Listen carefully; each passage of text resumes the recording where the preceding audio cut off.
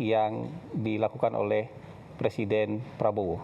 Dan kali ini kita sudah bersama dengan maupun yang berada di luar negeri, karena saya yakin juga kegiatan ini ditonton oleh masyarakat kita yang ada di luar negeri. Kali ini kita bertemu kembali dalam acara Presiden Prabowo Menjawab. Dan ini merupakan kegiatan kedua yang dilakukan oleh Presiden Prabowo. Dan kali ini kita sudah bersama dengan Presiden Prabowo bersama 6 orang yang diundang untuk berdiskusi dan bertanya jawab dengan Bapak Presiden. Terima kasih Pak Presiden sudah menerima kami di sini. Beberapa expert yang mungkin bisa dikatakan ini par excellence Pak Presiden. Jadi orang yang termasuk yang paling top di bidang masing-masing. Dan terima kasih banyak Pak Presiden sudah menerima kami di sini untuk melaksanakan diskusi dan tanya jawab lah dengan Presiden. Dan mungkin karena ini orang-orang par excellence, mereka mungkin kan mewakili keingintahuan paling dalam dari masyarakat Indonesia. Dan menggalinya juga mungkin agak dalam Pak Presiden. Jadi siap-siap juga Pak Presiden kayak ditanya oleh mereka. Mungkin nanti akan saya perkenalkan masing-masing kepada pemirsa yang di rumah. Kalau Pak Presiden mungkin sudah familiar dengan tamu-tamu yang ada di meja bundar ini. Oh ya, meja bundar ini meja bersejarah ini. Karena banyak sekali keputusan strategis di Republik yang lahir dari meja ini. Di sebelah kanan Pak Presiden ada Mbak Eno, nama lengkapnya Mbak Retno Pinasti, pernah menjadi jurnalis Voice of America, ya. Kemudian sekarang menjadi Pemret di Liputan 6, SCTV dan Indosiar. Nah, Pemret di SCTV dan Indosiar. Mbak Reno udah beberapa kali ke sini ya. Ini bukan kali pertama. Ya, untuk tanya jawab dan diskusi dengan Presiden bukan kali pertama. Iya. Terima kasih. Di sebelah Mbak Reno ada, kita manggilnya Bang Celi, Bang Rizal Malarangeng. Jadi dulu Pak, waktu saya masih awal-awal lulus itu, berapa kali hadir ke acaranya Pak Bill Lidl, Indonesianis dari Ohio. Jadi kalau kita iseng-iseng nanya, siapa murid beliau paling pintar? Jawabannya nggak pernah geser Pak. Rizal Malarangeng. Jadi kalau kita sodorkan nama lain, nggak, tetap Rizal Malarangeng. Kemana sekarang? Politik masih di Columbus, masih sehat, 86 tahun. 86. Iowa ya? Ohio. Ohio State. Columbus, Ohio State University. Tempatnya JD Vance. JD Vance. Oh iya. Benar. Oke Presiden. Oh iya. JD Vance. Dia orang Kentucky tapi sekolah di Columbus, Ohio. Kan tetanggaan. Oh, di Ohio Buckeyes. Ohio State University. Ohio State University, the largest state university in the Oh iya, US. Ohio State. Ohio State. Dan berikutnya, wah ini pendidikannya agak ngeri-ngeri sedap. Bang Bosman Mardiguwowi. Ternyata kuliahnya criminal mind, Pak. Oh ya? Kita harus hati-hati. Di mana? Di mana sekolah? San Francisco State. San Francisco State. Iya. Kriminologi. Criminal mind. Lebih advance lagi, criminal mind forensic investigator. Oke. Itu apa ya? Psychology. Applied psychology. Oh, applied psychology. Jadi faculty of psychology kalau dia. Betul. Tadi saya bercanda sama beliau. San Francisco. Saya bercanda sama beliau. Penting, harusnya di KPK dia. Penting kuliah. Saya pikir Harus jadi konsultan khusus presiden. Nah, Yang aku heran, orang sudah kaya raya masih mau nyuri itu saya heran. Jadi dia harus jelaskan. Harus dicek tuh mainnya kriminalnya seperti apa itu. izin Pak Presiden, Ya. saya lanjut. Ini Mas Muhammad Faisal, Direktur Center of Reform on Economic Indonesia, CORE. CORE ini, Direktur Eksekutif beliau sekarang. Jadi ini kritis-kritis juga ini Pak. Jadi Bapak harus siap juga kalau. Lulusan mana? Australia Pak. Australia. UQ ya. Queensland Uni. Queensland. PhD-nya di Australia. PhD di Queensland, Iya. Master di Melbourne Uni Pak. Oh, oke. Nah, berikutnya. Mbak Retno pernah di Amerika juga? Saya di Amerika sekitar 7 tahun. Oh, Tapi jadi kalau sekolahnya di Ini pendidikan Inggris barat Pak. semua nih. Tadi UGM dulu, Pak. UGM dulu. Pak Presiden, kalau ini pasti sudah sering lihat, tapi pemirsa, saya sebutkan aja ini Mbak Najwa Shihab. Sudah sering juga pasti ke sini, ya, berdiskusi sampai malam dengan Pak Presiden. Tapi walaupun sering ke sini, pertanyaannya katanya tetap tajam-tajam, Pak. Jadi nggak mau kendor. Sekolahnya di mana? Saya S1 UI, Pak. S2 saya di Melbourne Law School. Oh, mau Melbourne Law School. Jadi, Orang hukum. Dan terakhir, Produk asing. mantan Menteri Keuangan dan mantan Kepala BKPN, Bang Dede Khatib Basri. Sekarang lagi di Harvard, Bang ya? Iya. Sekarang lagi ngajar di Harvard. Ya mungkin nanti akan PhD-nya di mana, Pak? Saya dari Australian National University. ANU. Oke. Jadi inilah Pak, orang-orang yang akan berdiskusi dengan Bapak, bertanya segala macam hal, mungkin dari yang paling ringan dan sampai paling berat. Tapi Pak, saya juga pengen bertanya sama Bapak sebagai pembuka nanti, supaya saya nggak kehilangan kesempatan bertanya juga Pak. Nanti Bapak menerima sama Bapak. Nah, kalau saya pantau-pantau Pak, Bapak kan sudah bicara soal ketahanan pangan, ketahanan energi itu lebih dari 20 tahun. Dan pas perang seperti ini rasanya dapat relevansinya. Kalau dulu kan kayak masuk kuping kanan, keluar kuping kiri aja kita ketika bicara ketahanan pangan dan ketahanan energi. Dan ini juga pengakuan dosa Pak, mohon maaf Pak. Saya 2019 ikut bully Bapak dulu Pak, waktu Bapak bicara kita harus siap perang, dunia bakal perang. 2019 ya? Iya Bapak bicara itu. Oh, you di pihak sana ya? Iya. Jadi saya pengakuan dosa dan kayak tidak percaya, tapi ternyata 2022 ada perang, 2023 ada perang, 2025 ada perang, sekarang 2026 ada perang yang jauh lebih besar lagi. Nah, pertanyaannya, Bapak bicara dan berpikir soal ketahanan pangan, ketahanan energi itu karena memang memprediksi perang atau karena memang mazhabnya mazhab nasionalis gitu? Jadi lebih Enggak, kemana saya itu? kira mazhabnya mazhab akal sehat. Common sense and reality. Ya. Jadi saya tuh berpikir selalu mencari the basics, mencari esensi dari masalah. Itu nah, esensi kita bernegara, esensi kita hidup beradab, ya, peradaban manusia, human civilization. Pertama itu kan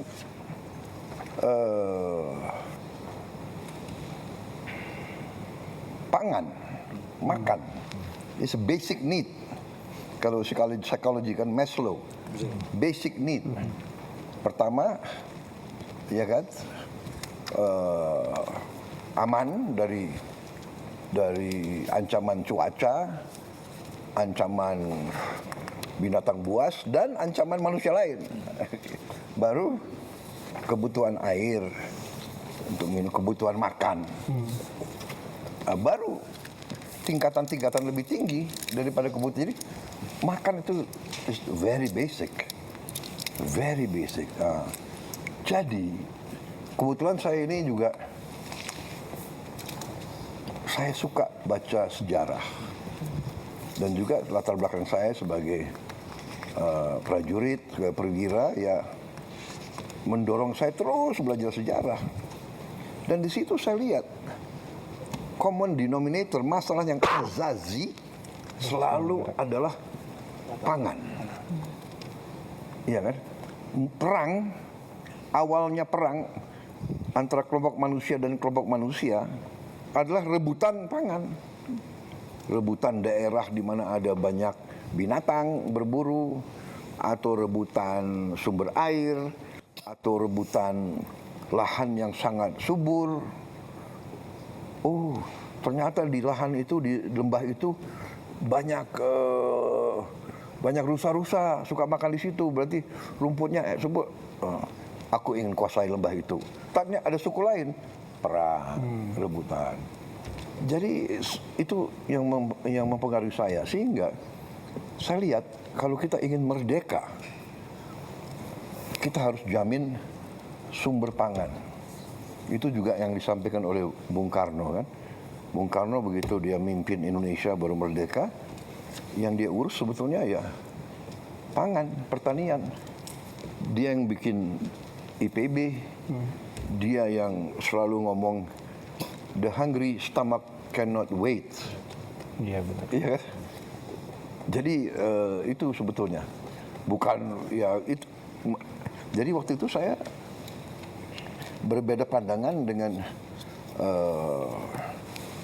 mazhab atau kelompok yang berpikir oh dengan globalisasi, efisiensi kita bisa belanja aja dari mana saja. Ternyata nggak bisa.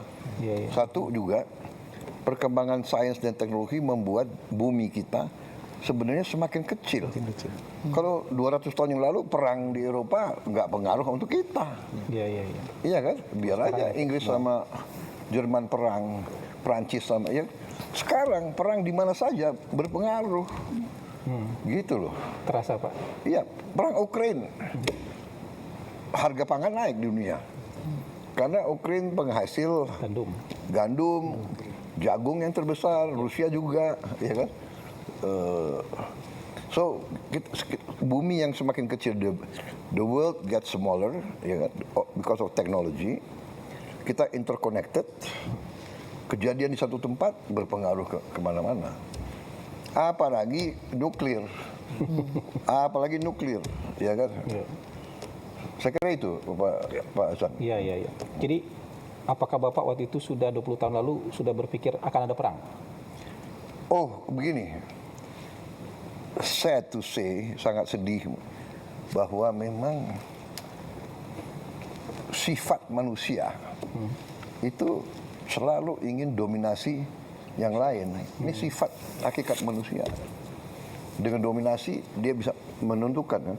Yang tadi saya katakan, oh lembah di situ lebih subur dari lembah saya mau kuasai itu. Iya, iya. Oh lereng itu sumber airnya banyak, saya sumber airnya kurang, saya mau kuasai itu. Iya, iya, iya. Jadi kalau kita baca sejarah ribuan tahun manusia condong selalu perang. Nah perang adalah destruktif. Kita mengerti bahwa perang itu sangat jahat. Perang itu destruktif. Perang itu harus kita hindari at all cost. Iya. Tapi kalau kita terlalu naif, kita terlalu baik, kita nggak mau siap untuk perang, kita nggak mau belajar perang, kita nggak mau melengkapi diri untuk perang, kita justru akan Diperangi. dihabisi. Itu sejarah dunia. Ya itu akhirnya yang kita kenal sekarang dengan hukum Thukydides, ya kan? The strong will do what they can, the weak suffer what they must. Yang kuat akan berbuat sekendak hatinya. Yang lemah harus menderita. Itu sudah menjadi semacam adagium. Hukum alam jadinya. 2500 tahun. Si Thukydides ini ahli sejarah Yunani yang menulis buku 2500 tahun yang lalu. Dia cerita tentang perang antara Sparta dan Athena. Tapi itu pelajaran yang diajarkan di mana-mana. Iya. Kalau nggak salah itu salah satu wajib baca untuk hampir semua yang mau jadi jenderal di tentara-tentara maju. Belajar Thukydides. Iya, iya, iya. The strong will do what they can. Jadi ada lagi pelajaran ya dari ahli sejarah Romawi, Vegetius, sekitar sama itu 2500 tahun. Rupanya dari situ sudah mulai tulisan-tulisan tentang perang.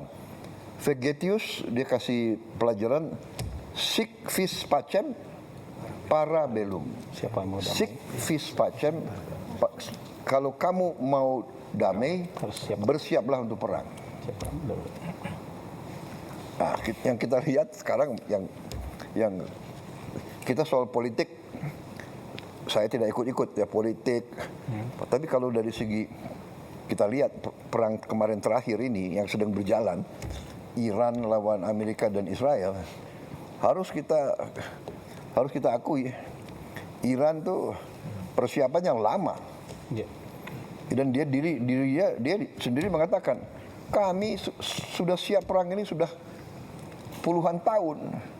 Dia kan dia di embargo ya, dia di 79. sanction berapa tahun itu? 79, 47 Hampir tahun. 79 kan mulainya. 47 tahun, Pak. 47 tahun. Iya. 40 tahun di embargo loh. 47 tahun dikasih sanksi. Bertahan dia. Ada banyak pro dan kontra tentang rezimnya dan sebagainya ya, tapi bahwa dia berani dan siap perang lawan kekuatan sangat besar. Iya, iya, iya.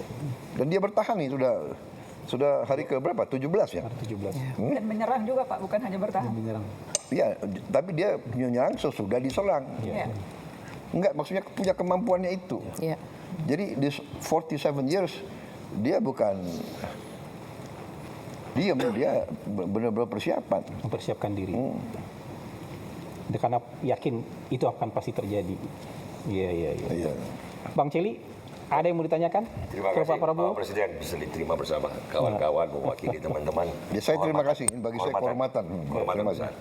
Ini sebenarnya kita sudah memulai tapi dengan pertanyaan ringan dulu Bapak Presiden karena sudah mulai berat supaya kan masih panjang malam. Masih panjang. Biar lebih ini sedikit yang lebih ringan barangkali kan banyak persoalan dunia, Bapak juga punya passion geopolitik, belum lagi persoalan dalam negeri. Pertanyaan yang barangkali tidak kurang pentingnya bagaimana proses sehari-hari tokoh sejarah yang sedang berlangsung cepat itu mengambil jarak dan santai mengedurkan karena kalau Churchill misalnya Bapak kan di tengah Perang Dunia Kedua pun dia minta izin jangan sampai jam tidur siang saya terganggu. I know it's a war but I need to rest so I can think better. Iya, iya. Kalau ada waktu kosong sedikit melukis dan ngasih makan angsa. Iya. Kalau Ronald Reagan tidur siang juga sama, Iya. baca komik dan menunggang kuda. Iya. Seorang Prabowo seperti apa Bapak dalam mengambil jarak dan Saya terus terang aja ya, saya anggap tidur itu penting. Tapi kalau saya teknik agak lain. Saya itu bisa tidur di mana saja. Di mana saja, kapan saja. Ya. Jadi mungkin ini ilmu saya dapat di tentara. Jadi bagi saya umpamanya naik mobil, saya bisa tidur. Naik helikopter, saya bisa tidur. Naik pesawat, saya bisa tidur. Kalau saya antara 2-3 pertemuan, saya masuk 10 menit, 15 menit, saya tidur. Bagi saya 15 menit is nge-charge gitu loh. jadi lebih power Apalagi nap 20 ya. menit. My ideal actually is 30 menit. Jadi kadang-kadang antara meeting sama meeting, aku minta jedah setengah jam gitu. Saya tidur gitu. Kalau malam saya nih night, jadi kadang-kadang saya tidurnya jam 1. Tapi jam 3 saya bangun lagi. Kenapa? Ini masalahnya nih, teknologi ya kan. Kan ada YouTube. Iya kan? Bapak ikut juga YouTube untuk Nonton. Ikut dong, saya harus perkembangan apa terakhir yang terjadi. Iya, iya, iya. Kan kita ini beda 4 jam sama Timur Tengah, Iya. 3 jam. Habis itu sama Amerika sekian jam. Jadi saya harus ikuti apa yang terjadi. Dan itulah mungkin yang membuat saya itu always a bit up to date. Iya, iya. Begitu. Jadi saya ingat waktu itu saya di Singapura. Shangri-La Dialogue. ya. Nah, karena saya punya kebiasaan jam 3 saya bangun, saya buka YouTube. Jam 3 di Singapura ya. Itu kalau nggak salah di Washington DC 3 pagi itu 3 siang. 3 sore. Iya. Around 3 siang ya. Di Washington. Di situ kalau nggak salah at that time Presiden Biden, Presiden Biden baru ngomong sesuatu gitu loh. Tentang kalau nggak salah Palestina atau apa. Karena saya langsung baca waktu saya jam 9.10 pidato, saya yang pertama menyampaikan tanggapan saya terhadap pidatonya Biden gitu loh. So, ya kan itu. Berkah sepertiga malam terakhir ini. Jadi memang itu. Gitu Pak ya. Itu ya. Jadi saya kalau Winston Churchill memang dia bisa mungkin ya. Karena tempo tahun 40-an, 50. Ya, betul, belum ada YouTube Pak. Iya. Dan perkembangannya kan begitu. Iya. Tapi hebat dia memang benar. Saya kira benar. Jadi saya dulu waktu di tentara. Jadi begini. Ada fenomena dan kita sering diejek oleh bangsa-bangsa lain, terutama bangsa Barat. Bangsa Barat, bangsa kulit putih, anggap orang Indonesia, orang pribumi itu pemalas. Ini ada tulisan-tulisan mereka. Waktu kami turne, istilah mereka, turne ke desa-desa, kami selalu lihat pribumi itu tidur. Jam berapa dia turne? Dia turne jam 11, jam 12 siang. 12 siang, matahari di puncak. Siapa yang mau ke sawah ya Pak? Ini bukan soal malas. Ini adalah kearifan dari nenek moyang kita. Kita diajarkan. Saya anak muda, saya di tentara diajarkan. Jam 12 berhenti kegiatan. Kita di tentara jam 12 berhenti kegiatan. Jam 11 kadang-kadang di semua asrama itu bendera hitam keluar. Ini puncak kepanasan. Kalau kita di luar heat stroke. Jadi kearifan nenek moyang kita, kalau kita kerja jam 11, jam 12, mati. Heat stroke. Jadi kalau si Belanda datang, orang pribumi tidur, ya ini menghindari itu.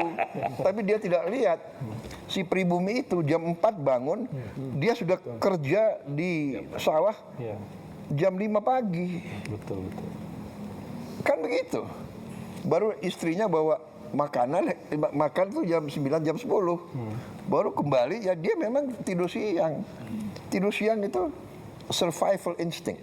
Strategi kebudayaan. Iya, survival instinct. Saya pernah kedatangan seorang, waktu saya udah keluar dari tentara, saya masuk bisnis, saya kedatangan ini. Seorang, nggak tahu orang Inggris, banker, beautiful suit, datang di kantor saya, dia bikin joke. Dia bilang, dia bikin joke terhadap orang Indonesia. Ya, I don't know. I think you Indonesians, your hobby is sleeping. Dia bilang. Aku untung udah pensiun kan. Apa dasarnya? Dia bilang, yeah, you know, every time I see my driver, he's always asleep in the car. Dalam hati saya bilang, baru saya jawab, do you know, have you asked your driver where he lives? Do you know some of them live in Sukabumi? To go to Jakarta, he wake up 3 o'clock in the morning, take a bus. The bus is 3 hours. To get to your house at 7 o'clock or 8 o'clock. Jadi dia nggak tahu kenapa. Survival instinct juga. Yang penting waktu when he drive for you, he's not sleeping, right? Jadi orang itu pinter. Ada kesempatan saya istirahat. Loh ini loh. Ya ini kadang-kadang dia nggak. Itu salah kalau cultural apa ya? Cultural arrogance. Adaptation. You live. Everything is air conditioned, air conditioned car, air conditioned office, air conditioned hotel. Ya inilah. Jadi tapi tidur sangat penting. Siap. Untuk semua mereka yang diambil posisi kepemimpinan harus cukup tidur. Silakan. Mau jam 8, yang paling bagus saya dengar tidur harus jam 9. Saya dengar. Yang paling sehat jam 9, bangun jam 4, jam 5, jam 6. Tapi nggak bisa update berita tengah malam. Nggak tahu ini apa ya? Ini sudah biar news junkie. Ya kan? Ya, right? Kita ini sudah sudah kena lah itu, benar nggak? What's happening? Katanya anak-anak muda sekarang, ya kan terlalu tergantung gadget ya. Iya, betul. Sangat tergantung. Dan harus, karena katanya ada detox gadget katanya. Ya. Ada penelitiannya, Pak. Masuk kemana nggak boleh bawa gadget. Nggak boleh. Penelitiannya adalah misalnya di Amerika, Eropa sekarang, rata-rata 8 jam sehari mereka